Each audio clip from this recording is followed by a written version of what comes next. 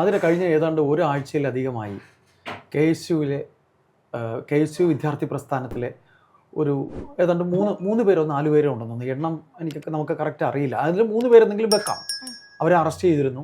എന്തിനാണ്? മന്ത്രി വീണ ജോർജിനെ കരിങ്കൊടി കാണിച്ചു, അവരെ പരിക്കേൽപ്പിച്ചു, എന്തോ ആയുധം ഉപയോഗിച്ച് അവരുടെ കഴുത്തിനോ ശരീരത്തിലെവിടെയോ ശരീരഭാഗങ്ങളിൽ മുറിവേൽപ്പിക്കാൻ ശ്രമിച്ചു എന്നാണ് അവരുടെ കൂടെ വന്ന പോലീസുകാരൻ പറഞ്ഞത്, അവരുടെ അംഗരക്ഷകൻ പറഞ്ഞത്. ഏതായാലും ആ ചെറുപ്പക്കാർക്ക് ഇന്നലെ ജാമ്യം കിട്ടി. പക്ഷേ പോലീസിന് മഹസർ അതിന് ഫസ്റ്റ് ഇൻഫർമേഷൻ റിപ്പോർട്ട് പോലും തയ്യാറാക്കുന്നതിൽ ആയുധം എന്തെന്ന് കണ്ടുപിടിക്കാൻ പറ്റില്ല. ഇപ്പോൾ ആയുധം തപ്പി നടക്കുകയാണ്. എന്താ പറയാനുള്ളത്? അതിലൊരു സത്യാവസ്ഥ എന്ന് പറയുന്നത്, മന്ത്രിക്കെതിരെ വധശ്രമത്തിന് തന്നെയായിരുന്നു കേസ് എടുത്ത് പോയിട്ടുണ്ടായിരുന്നത്. അതേപോലെ മെഡിക്കൽ റിപ്പോർട്ടുകളാണെങ്കിലും മന്ത്രിക്ക് ഗുരുതരമായി പരിക്കേറ്റിട്ടുണ്ടെന്നാണ് റിപ്പോർട്ടുകളും കൊടുത്തിട്ടുണ്ടായിരുന്നത്. അപ്പോൾ കോടതി ചോദിച്ചത് തെളിവ് എവിടെയെന്നാണ്. പൊതുവെ കോടതിയുടെ മുന്നിലേക്ക് ഒരു കേസ് എത്തിക്കഴിഞ്ഞാൽ തന്നെ ആക്രമിച്ചത് ഇവരാണെന്ന് മന്ത്രി പറഞ്ഞാൽ പോരല്ലോ, കൃത്യമായിട്ടുള്ള അതിനുള്ള രേഖകളോ അല്ലെങ്കിൽ വീഡിയോയോ എന്തെങ്കിലും ഒന്ന് അവിടെ ഹാജരാക്കണമല്ലോ. പക്ഷെ മന്ത്രിയുടെ ഭാഗത്തു നിന്ന് അങ്ങനെ യാതൊരുവിധ തെളിവുകളും കോടതി മുഖേന എത്തിയിട്ടില്ല. അതുകൊണ്ട് തന്നെ കോടതി പറയുന്നത് മന്ത്രി ആദ്യം പോയി തെളിവ് കൊണ്ടുപോവാ, അതുവരെ ഈ പറയുന്ന പ്രവർത്തകർ പുറത്തു നിൽക്കട്ടെ എന്ന രീതിയിലാണ് ജാമ്യം അനുവദിക്കുന്നത്. അപ്പോൾ ഈ ഒരു കേസിന് പൂർണ്ണതയിലേക്കാണ് എത്തുന്നത്. ഇനിയിപ്പോൾ ഇവരെ പിടിച്ചുകൊണ്ട് ഒരു AI വീഡിയോ ക്രിയേറ്റ് ചെയ്ത് കൊടുക്കാനൊന്നും മന്ത്രിക്ക് പറ്റില്ലല്ലോ. കാരണം അത്തരം സാങ്കേതിക വിദ്യകളൊക്കെ കണ്ടെത്താനുള്ള രീതികൾ കൂടി കോടതിയിൽ ഇപ്പോൾ ഉള്ളത് കൊണ്ട് അങ്ങനെ ക്രിയേറ്റഡ് ആയിട്ടുള്ള കാര്യങ്ങളും കൊണ്ട് കൊടുക്കാൻ പറ്റില്ല. അപ്പോൾ വാക്കാൽ പറയുന്ന പരാതി കോടതി തള്ളിക്കളയുന്ന ഒരു സാഹചര്യമാണ് ഉണ്ടാവുന്നത്. അപ്പോൾ ഇനി ഇങ്ങനെ ഒരു കേസ് നിലവിൽ നിൽക്കുന്ന സാഹചര്യം ഉണ്ടാവില്ല. ഇനി ഇലക്ഷൻ വരെ സാധാരണ ഇത്തരത്തിലൊരു കേസ് തള്ളി നീക്കിക്കൊണ്ട് പോകാനായിരിക്കാം ശ്രമിച്ചുകൊണ്ടിരുന്നത്. പക്ഷേ കോടതിയിലേക്ക് ആ ഒരു കേസ് വരികയും കേസ് കൃത്യമായി പറയുകയാണ്, തെളിവില്ലാത്ത ഈ കേസ് തള്ളിക്കളയുന്ന ഒരു സാഹചര്യമാണ്. അങ്ങനെയാണ് ഇവർക്ക് ജാമ്യം കിട്ടുന്നത്. അതോടൊപ്പം തന്നെ ജാമ്യം കിട്ടിയതിന് ശേഷം KSU പ്രവർത്തകർ വീണ ജോർജിനെതിരെ വീണ്ടും ശക്തമായ പ്രതിഷേധം തന്നെയാണ് മുന്നോട്ട് വെക്കുന്നത്. ഇത്തവണ ചിലപ്പോൾ അവരും ഹെൽമറ്റും ബാരിക്കേഡൊക്കെ നിർമ്മിച്ച് ഒരു സ്റ്റെപ്പ് ഇപ്പുറത്ത് നിന്നിട്ടായിരിക്കാം പ്രതിഷേധങ്ങൾ നടത്തുന്നത്. അല്ലെങ്കിൽ വീണ്ടും പറഞ്ഞാൽ അതെ, എന്നെ തലയ്ക്കടിച്ചു, എന്റെ മുതുകത്തടിച്ചു, എന്റെ പെടലി കടിച്ചു എന്നൊക്കെ പറഞ്ഞ് വീണ്ടും ഇത്തരത്തിൽ പോയി നാടകങ്ങൾ ചെയ്താലോ എന്നൊരു രീതി കൊണ്ട് പ്രതിഷേധങ്ങൾ ഒരു കയ്യകലം വിട്ടായിരിക്കാം വീണ്ടും നടത്താൻ പോകുന്നത്. പക്ഷെ വീണ ജോർജിനെതിരെ ശക്തമായ പ്രതിഷേധം തന്നെയാണ് നടത്തുന്നത്. കാരണം ഈ ഒരു പ്രതിഷേധം കാണിക്കുന്നവരെ വധശ്രമത്തിനൊക്കെ പിടിച്ച് അകത്തിടാൻ ശ്രമിച്ചു കഴിഞ്ഞാൽ, അല്ലെങ്കിൽ അത്തരത്തിലൊരു നാടകം പൊളിഞ്ഞു പോകുന്നൊരു സാഹചര്യം ഉണ്ടാകുമ്പോൾ അങ്ങനെ വെറുതെ വിടാൻ പറ്റില്ലല്ലോ, കൃത്യമായി തിരിച്ച് പ്രതികരിക്കാതിരിക്കാൻ സാധ്യമല്ലല്ലോ. അപ്പൊ ആ ഒരു രീതിയിൽ KSUവിന്റെ ഭാഗത്തു നിന്നും വീണ ജോർജിനെതിരെ ശക്തമായ പ്രതിഷേധങ്ങൾ ഉണ്ടാവും. അതിന്റെ കഴിഞ്ഞിടയ്ക്കായിരുന്നു, അത് കഴിഞ്ഞിട്ട് മന്ത്രി മാധ്യമങ്ങളെ കാണുന്നതിന്റെ ഇടയിൽ ആശുപത്രിയുമായി ബന്ധപ്പെട്ട് എന്തൊക്കെയോ കുറവുകളൊക്കെ ഉണ്ട്, എക്യുപ്മെന്റ്സിന്റെ ഒക്കെ കുറവുണ്ടെന്ന് തുറന്നു പറയുന്ന ഒരു സാഹചര്യം ഉണ്ടായിരുന്നത്.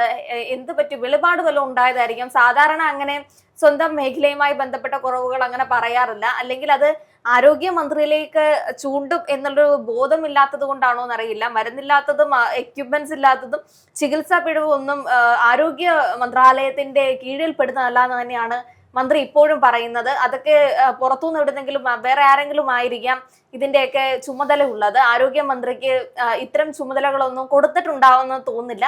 അത് ഈ മന്ത്രിസഭയ്ക്ക് മാത്രം പറ്റുന്ന ഒരു പുതിയ തരം രീതികളാണ്. ആരോഗ്യ മന്ത്രാലയത്തിന്റെ യാതൊരുവിധ കാര്യങ്ങളും അന്വേഷിക്കാൻ സാധ്യമല്ലാത്ത, അല്ലെങ്കിൽ അതുമായി ബന്ധപ്പെട്ട് നമുക്ക് ചോദ്യം ചോദിക്കാൻ പറ്റാത്ത ഒരാളാണ് ഇത്തവണത്തെ ആരോഗ്യമന്ത്രി എന്ന് പറയുന്നത്. എന്തോ ഒരു ഭാഗ്യമുണ്ട് ചേട്ടാ, കോവിഡ് ഒന്നും നിപ്പയും ഒന്നും ഈ ഒരു സമയത്ത് ആയിരുന്നില്ലല്ലോ. അല്ലെങ്കിൽ ആ ഒരു തുടക്കകാലത്ത് ആ ഒരു ലോക്ക്ഡൌണും കാര്യങ്ങളൊക്കെ 2020 ആയത് നന്നായി.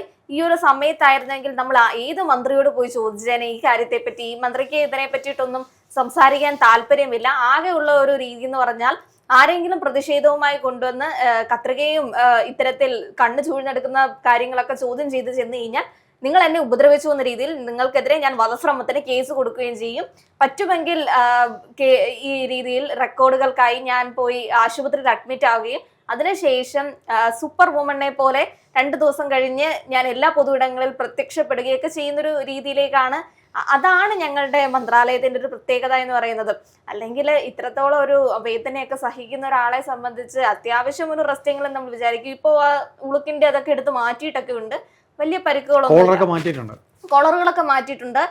പക്ഷേ കോടതി പറഞ്ഞൊരു രീതി എന്ന് പറഞ്ഞാൽ കോടതിക്ക് മന്ത്രിയെന്നോ മുഖ്യമന്ത്രിയെന്നോ പ്രധാനമന്ത്രിയെന്നോ ഒന്നും ഇല്ലല്ലോ. അവിടെ ചെല്ലുന്ന എല്ലാ കേസുകളും സാധാ രീതിയിൽ തന്നെയാണ് എടുക്കുന്നത്. അതെ, അവിടെ ഗവൺമെന്റ് ഓഫ് കേരളത്തിനെതിരെ അത്തരം അഴിമതി കേസുകളൊന്നും അല്ല, അല്ലെങ്കിൽ ഓപ്പോസിറ്റ് പ്രതിഭാഗത്ത് നിൽക്കുന്നത് സർക്കാരുകളൊന്നും അല്ല. അവിടെ വ്യക്തിപരമായിട്ടുള്ള കാര്യം തന്നെയാണ്. മന്ത്രി ആക്രമിക്കാന്നതിന്റെ അപ്പുറത്തേക്കും അവിടെ ആക്രമിക്കാത്ത KC പ്രവർത്തകർക്ക് നീതി കിട്ടണ്ടേ? മന്ത്രി പറയുന്നത് കേട്ടിട്ട് എങ്ങനെയാണ്? ഓക്കെ, മന്ത്രി ചിലപ്പോൾ പറഞ്ഞു കാണും AKG സെന്ററിലൊക്കെ നടക്കുന്ന പോലെ ഞാനിങ്ങനെ പറയുമ്പോഴത്തേക്കും അവരെ എന്ത് ചെയ്യും? പുറത്താക്കും.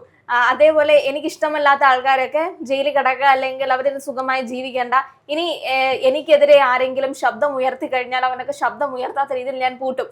ഈ നിലപാട് കൊണ്ടായിരിക്കാം കോടതിയിലേക്ക് ചെന്നത്. പക്ഷെ അവിടെ അങ്ങനത്തെ കാര്യങ്ങൾക്കൊന്നും കാര്യമില്ല.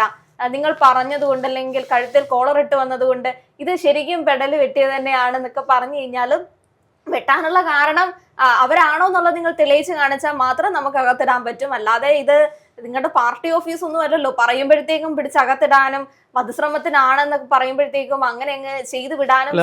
ഇതില് നമ്മളൊരു കാര്യം മനസ്സിലാക്കാനുള്ളതെന്ന് വെച്ചാൽ ഈ കുട്ടികൾക്ക് ഇന്നലെ ജാമ്യം കിട്ടി.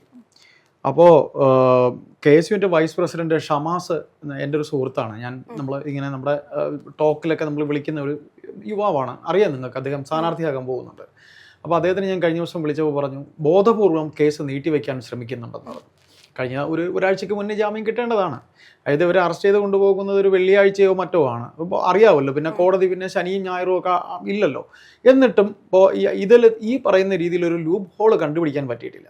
എങ്ങനെ ഇതിലെന്തെങ്കിലും ഈ പറഞ്ഞതെല്ലാം കള്ളത്തരമാണ്, പച്ച കള്ളമാണെന്ന് ഈ സമൂഹത്തിന് അറിയാം, ഈ പോലീസുകാർക്കറിയാം, ഈ കൂടെ വന്ന എല്ലാ പോലീസുകാർക്കും അറിയാം ഇത് പച്ച കള്ളമാണെന്ന്. ചിലപ്പോ പറഞ്ഞു പഠിപ്പിക്കാനായിരിക്കും ചേട്ടാ സമയം എടുക്കുന്നത്. കോടതിയിലേക്ക് ചെല്ലുന്ന സമയത്ത് മന്ത്രി വീണ ജോർജിനോട് ചോദിക്കും എങ്ങനെയാണ് പറ്റിയെന്ന്, അതേപോലെ ഗാർഡുകളോട് ചോദിക്കും എങ്ങനെയാണ് പറ്റിയത്, സെക്യൂരിറ്റി ഓഫീസേഴ്സിനോട് ചോദിക്കും. അവര് കൂടെ വന്ന പോലീസുകാരനാണ് ഈ കഥയെല്ലാം ഉണ്ടാക്കിയത്. അല്ലെ, അങ്ങനെ ചോദിക്കുന്ന സമയത്ത് എല്ലാരും ഒരു കഥ തന്നെ പറയണ്ടേ ചേട്ടാ? അല്ലാതെ മന്ത്രി പറയുന്നു വലത്തെ വഴി കൂടെ വന്ന് അടിച്ചു, ആയുധം കൊണ്ട് അടിച്ചു, ഇങ്ങനെയൊക്കെ ഇതിനകത്തൊരു വിഷയം എന്ന് വെച്ചാല് ഒരു ഭരണം കഴിയാൻ പോവുകയാണ്. ഇനി ഏതാനും ദിവസങ്ങളേ ഉള്ളൂ. പോലീസിന് ബലിയാടാകാൻ ഇനി താല്പര്യമില്ല.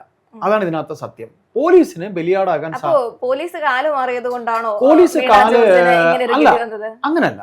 നമ്മൾ മനസ്സിലാക്കാനുള്ള 1-2 സംഗതികൾ. വീണ ജോർജിന്റെ വിഷയവുമായി ബന്ധപ്പെട്ട് അവരുടെ വീടിന് മുന്നിൽ റീത്ത് വെച്ചു. പോലീസ് അറിഞ്ഞില്ലെന്ന് നിങ്ങൾക്ക് പറയാൻ പറ്റും? പോലീസ് അറിഞ്ഞിട്ട്, അതായത് ഒരു ഭരണം കഴിയാറാകുമ്പോൾ ആ കഴിയാറാവുന്ന അവസരത്തിൽ ഇത്രയും കാലം പോലീസിന് കിട്ടിയ തല്ല് കണ്ടല്ലോ. സാധാരണ ലെവലിൽ ഈ കേരളത്തിൽ എങ്ങനെയാണ്? ഒരു 5 കൊല്ലം ഒരു സർക്കാർ, ദെൻ അടുത്ത 5 കൊല്ലം മറ്റൊരു സർക്കാർ. ഈ സർക്കാരുകൾ കഴിയാറാവുമ്പോൾ ഈ ഭരണചക്രം, അതായത് ഉദ്യോഗസ്ഥരൊക്കെ ഇങ്ങനെ പതിയെ കളം മാറ്റി ചവിടും. കാര്യം അവർക്കൊക്കെ ജീവിക്കണം. നാളെയും വേറൊരു ഭരണം വന്നാലും ഓംബ്രാൻ എന്ന് പറഞ്ഞ് നിൽക്കേണ്ടതല്ലേ? കാര്യം എന്നും ഈ പറയുന്ന ഇവർ തന്നെ ഈ ലോകം അവസാനിക്കുന്നവരെ ഭരിക്കുന്ന ആർക്കും പറയാൻ കഴിയില്ലല്ലോ. അപ്പോൾ ഈ പറയുന്ന രീതിയിൽ പോലീസ് അറിഞ്ഞുകൊണ്ട്, ഈ റീത്ത് വെച്ചത് പോലീസ് അറിഞ്ഞു, ഇത് ഈ പറയുന്ന നടപടിയിൽ ഈ പറയുന്ന കാര്യത്തിന് വേണ്ടാത്ത ഒരു റിസ്ക് എടുക്കാൻ പോലീസ് പോവാൻ തയ്യാറല്ല. അതുകൊണ്ട് തന്നെ ആയിരിക്കും വീണ ജോർജിന്റെ ഈ പരാതിയുമായി വധശ്രമത്തിനൊക്കെ പോയപ്പോഴും അവര് നിഷ്ക്രിയരായിരുന്നു. പോയിട്ട് വരട്ടെ, നമ്മുടെ ഭാഗത്ത് നിന്ന് അവര് ചെയ്യാനുള്ള പ്രിക്കോഷൻ അവർ ചെയ്തു. അവര് മാക്സിമം നമ്മൾ കണ്ടാലോ, ദൃശ്യം കണ്ടാലോ, വനിതാ പോലീസ്, അവര് CI എന്തോ ആണെന്ന് തോന്നുന്നു, വനിതാ പോലീസ് അവർ ഭംഗിയായിട്ട് ഇവരെ പൊതിഞ്ഞു നിൽക്കുന്നുണ്ട്. കാര്യം അവരുടെ ഭാഗത്ത് തെറ്റില്ല. പിന്നെ കൂടെ വന്ന അംഗരക്ഷകൻ, അയാൾക്കും ഈ പറയുന്ന പോലെ മന്ത്രിക്ക് വേണ്ടി പറഞ്ഞില്ല എന്ന് പാർട്ടി നാളെ പറയരുത്. പത്തനംതിട്ടയിലെ ഏതോ പാർട്ടി ജില്ലാ കമ്മിറ്റിയോ അല്ലെങ്കിൽ ലോക്കൽ കമ്മിറ്റിയോ അല്ലെങ്കിൽ മറ്റേതെങ്കിലും കമ്മിറ്റിയോ ശുപാർശ ചെയ്ത പാവം പോലീസുകാരനായിരിക്കും. എന്തായാലും അടവുകളൊക്കെ പിഴച്ചു. മന്ത്രിയുടെ കഥകളൊക്കെ പാളിപ്പോയി. KSU പ്രവർത്തകർ പുറത്തേക്ക് തന്നെ. ഷമാസ് എന്നോട് പറഞ്ഞത് ആ കുട്ടികളൊന്ന് ഇറങ്ങാൻ വേണ്ടിയുള്ള ശ്രമത്തിലാണ് ചേട്ടാ, അതുകൊണ്ടാണ് നമ്മളൊന്ന് സംസാരിക്കാൻ വേണ്ടി കാര്യങ്ങൾ പുറത്തേക്ക് ഇറങ്ങുന്ന സാഹചര്യം. എന്തായാലും തെളിവുകൾ കൊണ്ട് ചെന്ന് കഴിഞ്ഞാൽ മാത്രമേ. പിന്നെ ആതിര പറഞ്ഞ ഒരു കാര്യം കൂടെ ആതിര പറയും, ഇനി അവർ പോകുമ്പോൾ എൻ്റെ ഒരു കൈ അകലം മാറി നിൽക്കുകയും ഇനി ഹെൽമറ്റും ഇനി വേണമെങ്കിൽ മറ്റേതെങ്കിലും പരിചയം റോബോട്ട് നിൽക്കുന്ന പോലെ നിന്നുകൊണ്ട് ഇനി ഇംഗ്ലാവ് വിളിക്കാം അല്ലേ അവര്, അല്ലേ? അതെ.